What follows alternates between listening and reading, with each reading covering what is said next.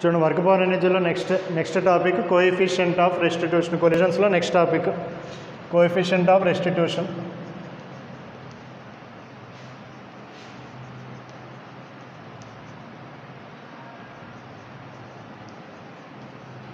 స్మాలీ తోటి నోట్ చేస్తాం. ఇది ఆల్రెడీ మీకు స్మాలీ చూడండి. స్మాలీ అంటే మీకు వన్ డైమెన్షనల్ ఎలాస్టిక్ కొలిజన్లో ఇట్లా వచ్చింది చూడండి. V2 - V1 = U1 - U2 వచ్చింది కదా.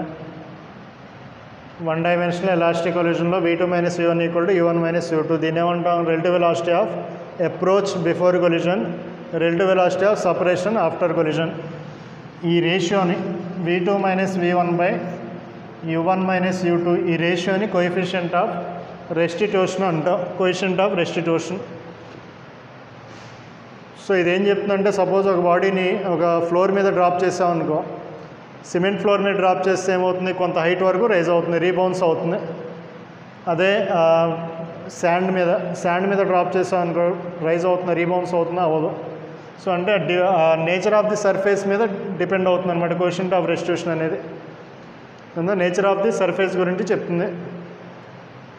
అంటే ఇట్లా ఈ ఫార్ములాతో క్యాలిక్యులేట్ చేస్తాం. కోఎఫిషియంట్ ఆఫ్ రెస్టిట్యూషన్ని V2 - V1/U1 - U2తో క్యాలిక్యులేట్ చేస్తాం. ఇక్కడ U1 U2 అంటే ఏంటి? U1 U2 అంటే ఎలాస్టిక్ కొలిజన్లో చెప్పుకున్నాం. U1 U2 అంటే ఏంటి?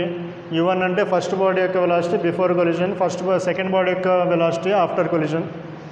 V2 V1 అంటే కొలిజన్ జరిగిన తర్వాత ఫస్ట్ బాడీ యొక్క వెలాసిటీ, సెకండ్ బాడీ యొక్క velocity. So coefficient of restitution అనేది దేని మీద డిపెండ్ అవుతుందంటే ఓన్లీ నేచర్ ఆఫ్ సర్ఫేస్ మీద మాత్రమే డిపెండ్ అవుతుంది. It depends only on nature of surface. Nature of surface మీద మాత్రమే డిపెండ్ అవుతుంది. Independent of masses and velocity of the bodies. Independent of దేనికి independent? Masses and velocities of the bodies.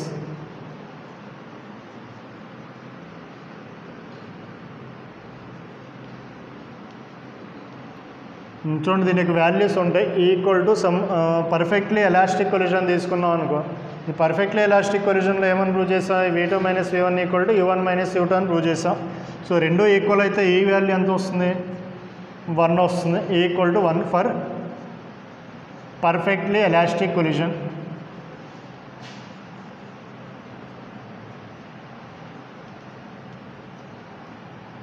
Perfectly elastic collision. అదే perfectly inelastic collision తీసుకున్నాం. Suppose ఇది perfectly inelastic collision అంటే ఏంటి? Collision జరిగిన తర్వాత రెండు బాడీస్ స్టిక్ అవుతాయి. రెండు బాడీస్ స్టిక్ అయితే V1 V2 వాల్యూస్ ఎట్లా ఉంటాయి? ఈక్వల్గా ఉంటాయి. V2 - V1 = 0 అవుతుంది. కాబట్టి ఈక్వల్ టు 0 అవుతుంది. దేనికి? For perfectly inelastic collision. అది కాకుండా పర్ఫెక్ట్లీ ఇన్ఎలాస్టిక్, ఎలాస్టిక్ కాకుండా రిమైనింగ్ కొలిజన్స్ సెమీ ఎలాస్టిక్ లేదా సెమీ ఇన్ఎలాస్టిక్ వచ్చేసరికి ఈ lies between 0 and 1 for other collisions అంటాం.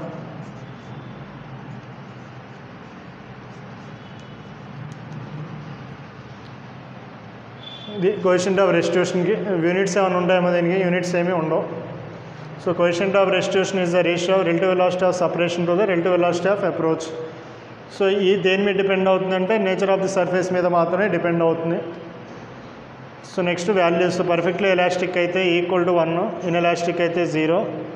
ఫర్ అదర్ కొలిజన్స్కి వచ్చేసరికి ఈ లైస్ బిట్వీన్ 0 and 1 నోట్ చేసుకుని నెక్స్ట్ ఈ coefficient of restitution of A surface ఎట్లా క్యాలిక్యులేట్ చేస్తాం? సర్ఫేస్ యొక్క కోఎఫిషియంట్ ఆఫ్ రెస్టిట్యూషన్ ఏ విధంగా క్యాలిక్యులేట్ చేస్తాం? చూడండి ఎట్లా క్యాలిక్యులేట్ చేస్తాం అంటే, చూడండి సపోజ్ మెటాలిక్ ప్లేట్ తీసుకున్నాం. ఒక మెటాలిక్ ప్లేట్ తీసుకుని ఒక బాడీని ఇక్కడ నుంచి డ్రాప్ చేసాం. కొంత హైట్ నుంచి డ్రాప్ చేసాం అనుకో, H1 అనే హైట్ నుంచి డ్రాప్ చేసాం. సో ఇక్కడికి వచ్చేసరికి ఏమవుతుంది? వెలాసిటీ ఎంతో కొంత వస్తుంది కదా. ఇనీషియల్ వెలాసిటీ 0తో స్టార్ట్ అవుతుంది. ఇక్కడ వచ్చేసరికి ఎంతో కొంత వెలాసిటీ వస్తుంది. ఇది ఫస్ట్ బాడీ అంటాం. ఇదేమో ప్లేట్ అనేది సెకండ్ బాడీ తీసుకో. ఇది దీంతో కొలైడ్ అవుతుంది. సో కొలైడ్ అయ్యేటప్పుడు దీని వెలాసిటీ సపోజ్ U1 అనుకోండి. ఇంత హైట్ నుంచి వచ్చింది కదా, హైట్ నుంచి కిందకు వచ్చేసరికి ఎంత వెలాసిటీతో కొలైడ్ అవుతుంది? U1 వెలాసిటీతో కొలైడ్ అయింది. కొలైడ్ అయిన తర్వాత ఏమవుతుందంటే రీబౌన్స్ అవుతుంది. ఆ రీబౌన్స్ అయినటువంటి వెలాసిటీని v1 అను.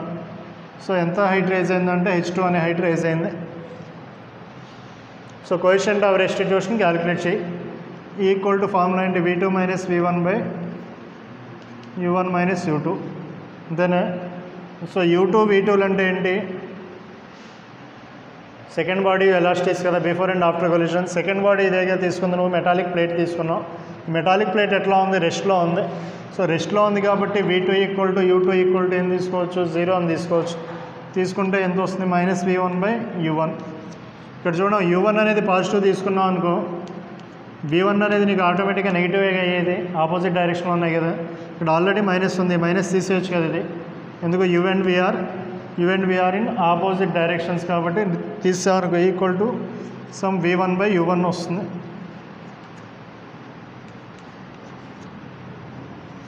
v1 అంటే ఎన్ని రాయొచ్చు, v1 అంటే చూడండి ఇక్కడ కొలైడ్ అయిన తర్వాత v1 వెలాసిటీతో ఇక్కడ వరకు వచ్చింది. రీబౌన్స్ అయినటువంటి వెలాసిటీ v1. v1 వెలాసిటీతో రీబౌన్స్ అయింది. ఎంత హైట్ రైజ్ అయింది, h2 హైట్ రైజ్ అయింది. అంటే v1 అంటే ఎన్ని రాయొచ్చే, v² minus u² equal to 2as formula నుంచి final velocity 0, initial velocity v1 అని క్యాలిక్యులేట్ చేసావు అనుకో, v1 ఈక్వల్ టు ఎంత వస్తుందంటే స్క్వేర్ రూట్ ఆఫ్ 2gh2 వస్తుంది. అదేవిధంగా u1 h1 అనే హైట్ నుంచి ఫాలో అయింది. అదే v² minus u² equal to 2as formula apply చేస్తే నీకు స్క్వేర్ రూట్ ఆఫ్ 2gh1 వస్తుంది. ఈక్వల్ టు ఎంత, square root of h2 by h1. ఈ h2 h1 అంటే మెజరబుల్ క్వాంటిటీసే కదా, ఎంత హైట్ రీబౌన్స్ అయిందో మెజర్ చేయగలవు, ఎంత హైట్ నుంచి డ్రాప్ చేసావో అది కూడా మెజరబుల్ క్వాంటిటీనే.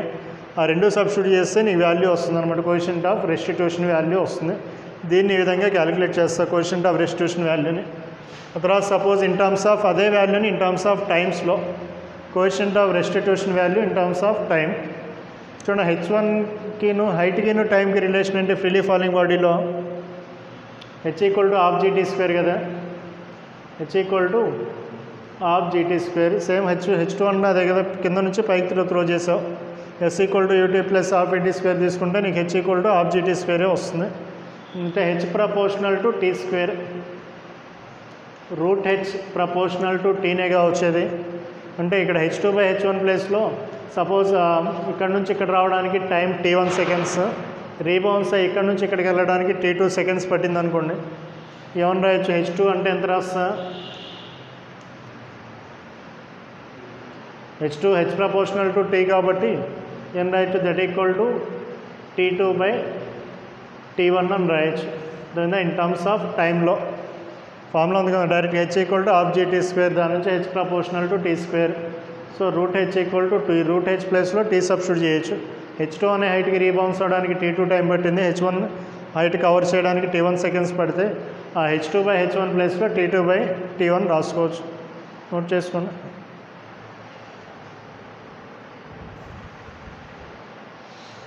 చూడండి height attained by freely falling body.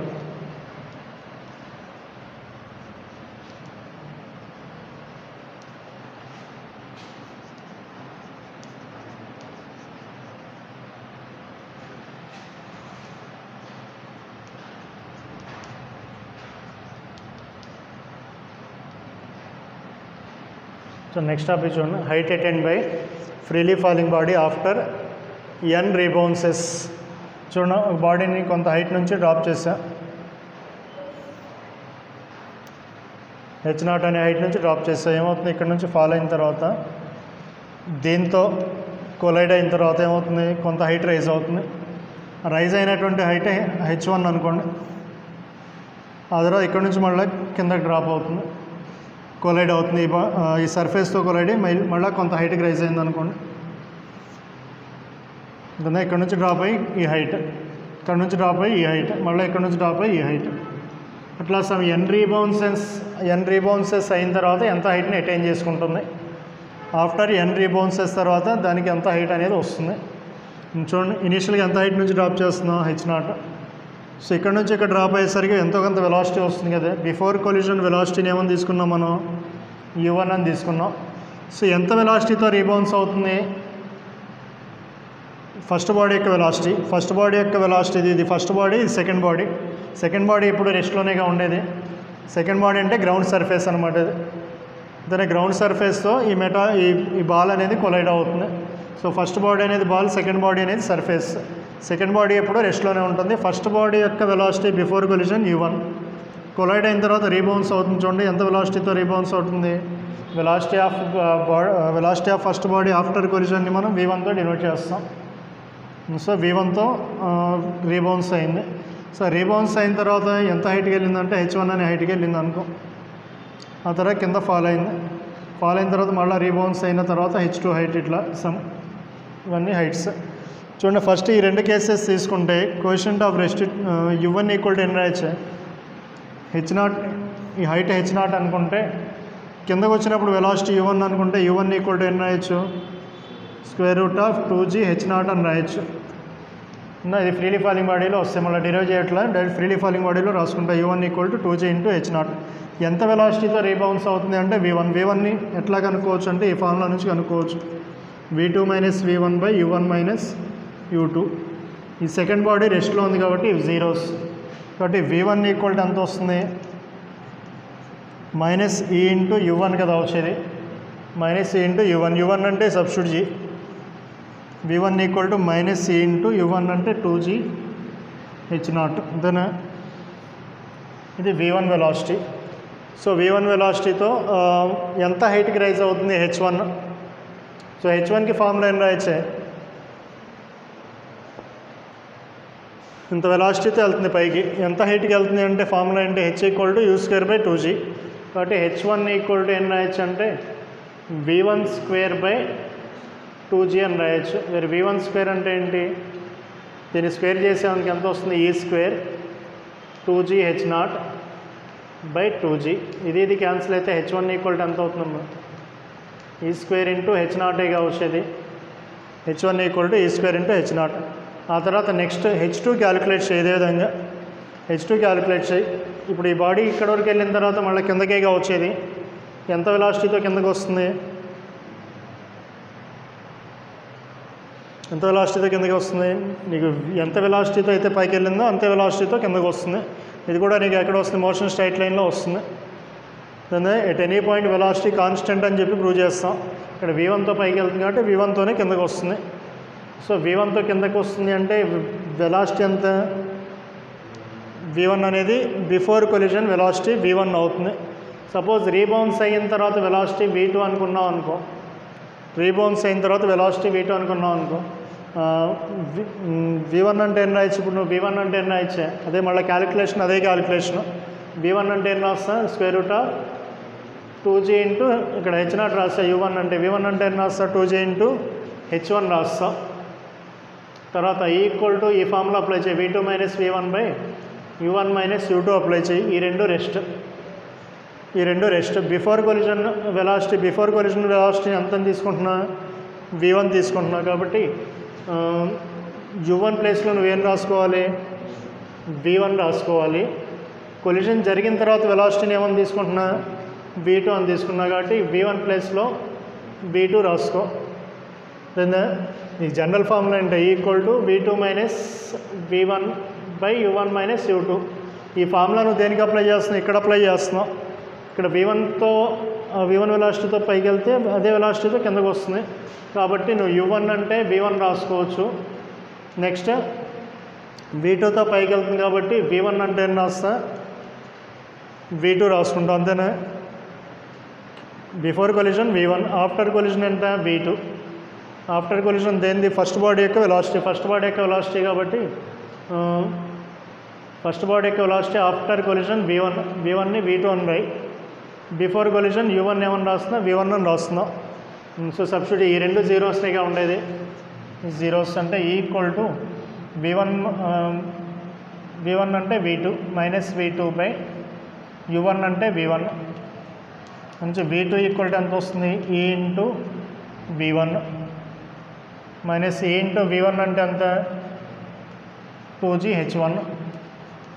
Height కనుక్కో, h2 ఈక్వల్ టు ఎంత రాస్తా, v2² by 2g. That equal to e² into 2g into h1 by 2g, ఈ 2g క్యాన్సిల్ అయితే h2 ఈక్వల్ టు ఈ స్క్వేర్ ఇంటూ h1, ఈ square into h1.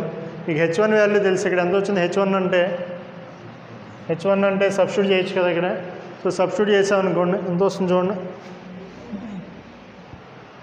చెరిపేస్తున్నా, note చేసుకున్న తర్వాత చూడండి, నోట్ చేయండి. చూడండి ఎంత వచ్చింది? h2 ఈక్వల్ టు ఈ స్క్వేర్ h1. h1 అంటే ఆ ఫార్ములాని ఇందులో సబ్స్టిట్యూట్ చేయండి. అంటే h2 ఈక్వల్ టు ఈ స్క్వేర్ ఇంటూ h1 అంటే e square h0, e⁴ h0.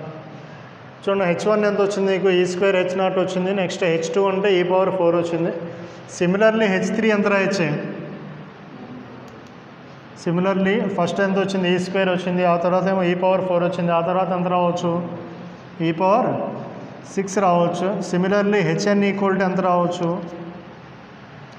hn తీసుకున్నాం, hn ఎంత రావచ్చు? చూడండి ఇక్కడ ఈ స్క్వేర్ h0, దీన్ని ఎట్లా రాసుకోవచ్చమ్మా? e⁴2 ఇంటూ 2 h0 అని రాయొచ్చు. దీన్ని e⁴2 ఇంటూ 3 h0 రాయొచ్చు. అంటే థర్డ్ హైట్ వచ్చేసరికి e⁴2 3. అదే nth హైట్ వచ్చేసరికి ఎంత వస్తుంది? e⁴2n అని రాసుకోవచ్చు. e⁴2n ఇంటూ h0 అని రాయొచ్చు. ఇందా ఫస్ట్ బౌన్స్కేమో ఈ స్క్వేర్, సెకండ్ బౌన్స్కేమో e⁴2 ఇంటూ 2, థర్డ్కి వచ్చేసరికి e⁴2 ఇంటూ 3, nthకి వచ్చేసరికి e⁴2 into n h0. So ఇది height attained by body after nth rebounce. నీకు సెకండ్ అనుకున్నాను అనుకో, n ఈక్వల్ టు 2 రాస్తాయి, ఫోర్త్ అంటే n ఈక్వల్ టు 4 రాస్తాయి. ఇట్లా జనరల్ ఫామ్లో వచ్చేసరికి hn equal to e⁴2n into h0. Note చేయండి.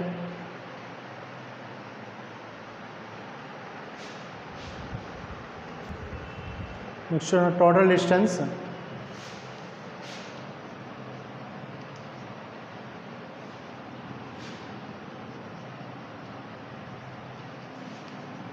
Before it stops bouncing,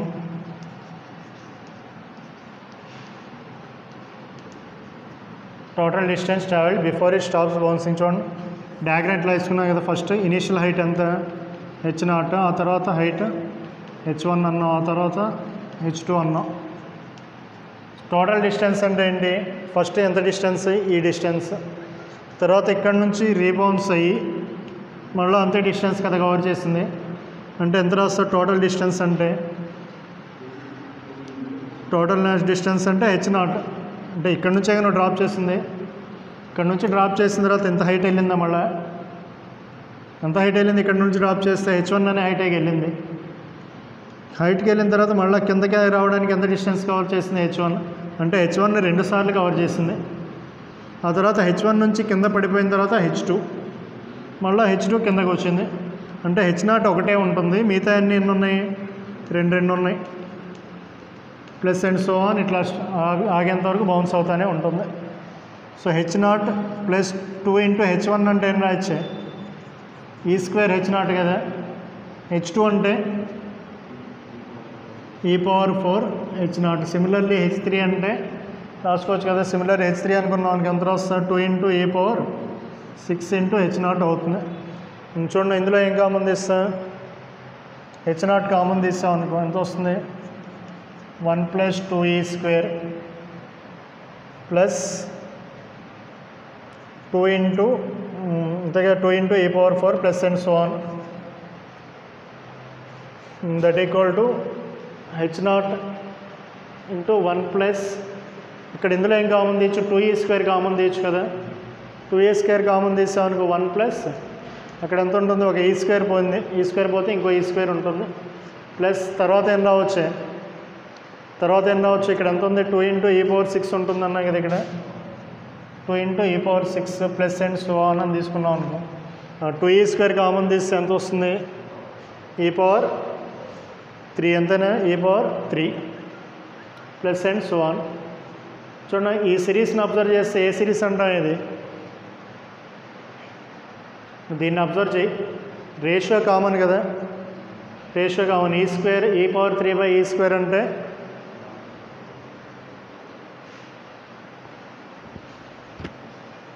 1 plus 2e square common తీస్తే 2e స్క్వేర్ కామన్ తీస్తే ఈ స్క్వేర్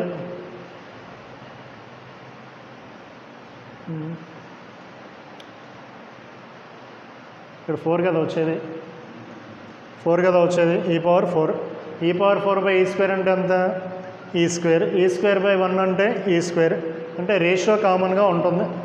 అంతేనా, రేషియో కామన్ రేషియో అంటే ఏ ప్రోగ్రెషన్ అంటాం దాన్ని, జామెట్రిక్ ప్రోగ్రెషన్లో సిరీస్ని యాడ్ చేయడానికి ఒక ఫార్ములా ఉంటుంది, సమ్మేషన్కి formula a by 1 minus r ఉందా, ఫార్ములా మ్యాథమెటిక్స్లో వస్తుందమ్మా. జామెట్రిక్ ప్రోగ్రెషన్లో ఉంది. జామెట్రిక్ ప్రోగ్రెషన్లో ఈ టోటల్ సిరీస్ యొక్క సమ్మేషన్కి formula a by 1 minus r, where a అంటే ఫస్ట్ నెంబర్, ఆర్ అంటే కామన్ రేషియో. ఏ అంటే ఫస్ట్ నెంబర్, ఆర్ అంటే కామన్ రేషియో. ఈ ఫార్ములా దీనికి అప్లై చేసాం అనుకో ఎంత వస్తుందంటే H0 into 1 plus 2e square. So a అంటే first number by 1 minus common ratio అంటే ఈ స్క్వేర్ బై 1 అంటే e square, that equal to H0 into cross multiply చేస్తే 1 minus e square plus 2e square by 1 minus e square, that equal to అంత total distance equal to H0 into 2e square minus e square అంటే 1 plus e square by 1 minus e square. ఇది total డిస్టెన్స్కి formula. Total distance after n rebounces before it stops రాయండి, note చేసుకోండి.